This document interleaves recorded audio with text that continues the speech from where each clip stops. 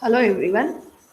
I Bhagya NP, Assistant Professor, Department of Chemistry, Sai Vidya Institute of Technology. Today I am going to teach you Module 3 in Engineering Chemistry. Module 3 is Energy System. So in this session I am going to teach you knocking and its mechanism and prevention of the knocking. So let us start with the knocking. So what is that knocking? Knocking means it's a kind of sound produced in the engine because of the explosive combustion of fuel. That is called it as a knocking. So mechanism and all I'll be explaining in the next slide. So the knocking of any engine, it may be a petrol or diesel, it is purely depends on the compression ratio of the engine. So what do you mean by that compression ratio? Compression ratio means it's a ratio of volume of cylinder at the end of suction stroke to the volume of cylinder at the end of compression stroke. So now let us start with the mechanism of petrol engine. So, if the compression ratio is normal, how the fuel undergo combustion and what are the products formed? And if the compression ratio is beyond the limit, so or it is more, then how the combustion takes place and what are the product formed during the combustion of fuel? So that is what we are going to study in the mechanism. So before going to explain the mechanism, I would like to give you an example. Consider the balloon. So we all know it balloon. So one see when you take the balloon, how long you can blow the air? So till its capacity. So if you continue the blowing the air beyond the capacity of balloon, what happens? The balloon burst finally. The same case happened in the case of petrol or diesel engine also. As I said, the smooth combustion takes place in the engine, so that is purely depends on the compression ratio. Suppose if the compression ratio is in between 5 to 10, so in that case there is a smooth combustion takes place, smooth combustion of fuel takes place, and it produces a very good amount of heat. Using the heat, we can the vehicle starts moving, and engine life is also comes.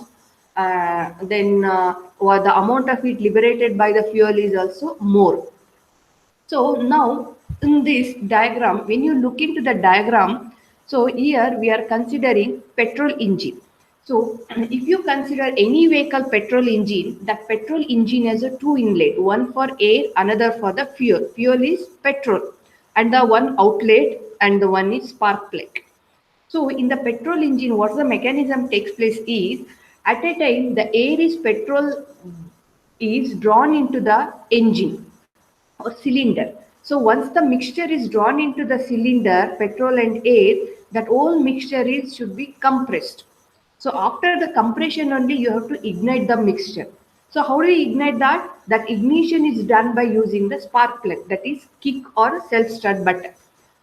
So once you ignite the fuel, since the compression ratio of the petrol engine is in between 5 to 10, that is in normal uh, compression ratio or normal mode. So during that time, the petrol undergoes smooth combustion and it produces a flame. So that flame finally propagates very smoothly and it produces a power. So if the fuel undergoes smooth combustion, what kind of reaction takes place?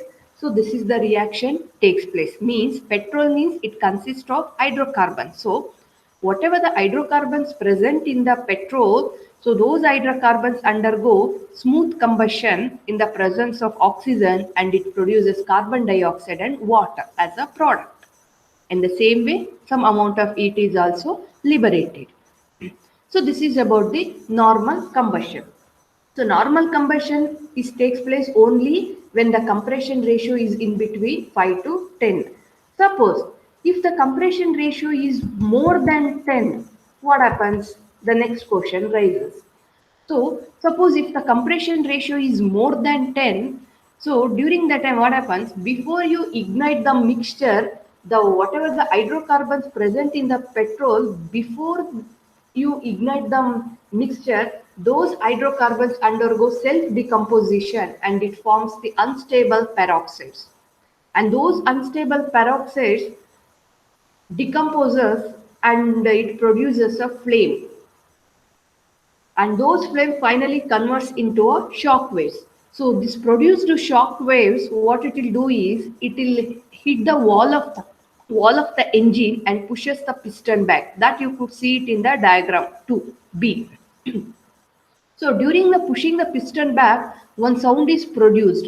So that sound we call it as a knocking. Means if the compression ratio is more than 10, before you ignite the mixture itself, the sound is produced, and that sound is due to the production of shock waves. How the shock waves are produced? Because of the self decomposition of the hydrocarbons which is present in the petrol. So these hydrocarbons undergo self-decomposition and it forms the unstable peroxides, and the formed unstable peroxides are very unstable and it converts into a respective aldehydes, and that aldehydes finally ends with the flame and the production of shock waves. That we could see it in these reactions, knocking mechanism. See, this is the hydrocarbons which is there in the petrol. So these hydrocarbons reacts with the oxygen, so it undergo intermediate compounds. Before you ignite the mixture, this mechanism takes place. So these peroxides finally end with the respective aldehydes, and these respective aldehydes produces carbon dioxide and water.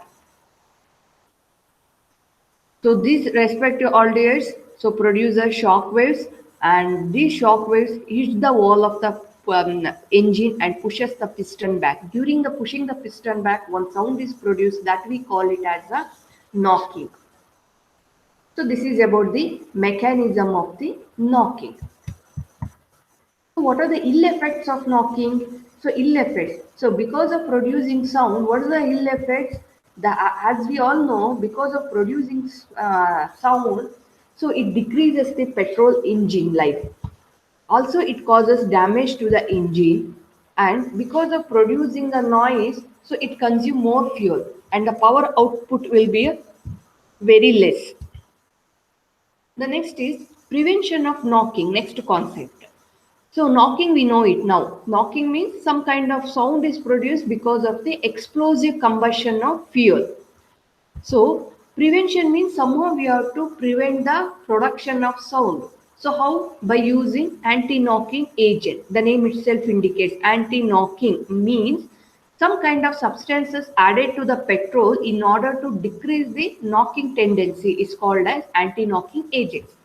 So whenever we consider anti-knocking agents, here two kinds of substance we are used. One is purely based on the lead, other one is without lead. So purely based on the lead means in that substance some amount of lead is there. Lead as one of the major constituent. So in that, so we are using tetraethyl lead (TEL) as a anti-knocking agent. So this TEL is added to petrol along with the ethylene dibromide or ethylene dichloride in order to prevent the knocking tendency. So this is based on the lead compound. So another one is unleaded petrol means without lead compound. So we have to add the substance so in order to prevent the knocking tendency. Which is that substance? That is methyl tertiary butyl ether. So in this compound there is no lead. So this is purely without lead. Then what do you mean by this unleaded petrol? So that means the petrol in which the anti-knocking properties are increased without addition of lead substance, that is called it as unleaded petrol. So in that, the example is methyl tertiary butyl ether. So here there is no lead content. So by using these kinds of two substance, we can able to control or we can able to prevent the knocking tendency. Then advantages of unleaded petrol. So the advantages is it increases the efficiency of the engine. Also, it permits the attachment of catalytic converters to exhaust pipe of automobiles. The catalytic converters convert toxic gases like carbon monoxide and nitric oxide into a carbon dioxide and nitrogen. So this is about today's session. So today we learned knocking and knocking mechanism and prevention of knocking. So that's all about today's session. Thank you.